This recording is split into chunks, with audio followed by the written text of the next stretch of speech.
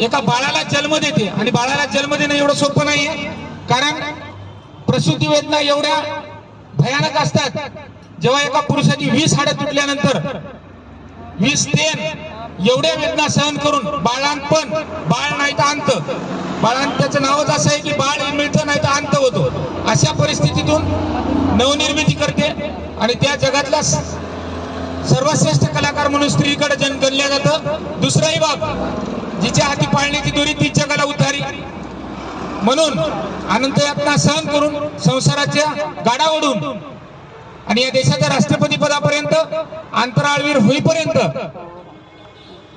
अशा अनेक क्षेत्रातून या देशाला, परिणामी या जगाला दिशा देणाऱ्या, आणि आपण बघतोय या स्वराज्याला, तुम्हा आम्हाला स्वातंत्र्य मिळवून देण्यात स्वराज्याचा जन्म देणाऱ्या, म्हणजे मुक्तीचा जन्म देणाऱ्या राष्ट्रमाता जिजाऊ, तुम्हा आम्हाला हक्क देणाऱ्या, मला इथं बोलण्याचा आणि तुम्हाला इथं बसण्याचा माता रमाई, ज्यांनी डॉक्टर बाबासाहेब आंबेडकरांच्या माध्यमातून संविधान दिलं,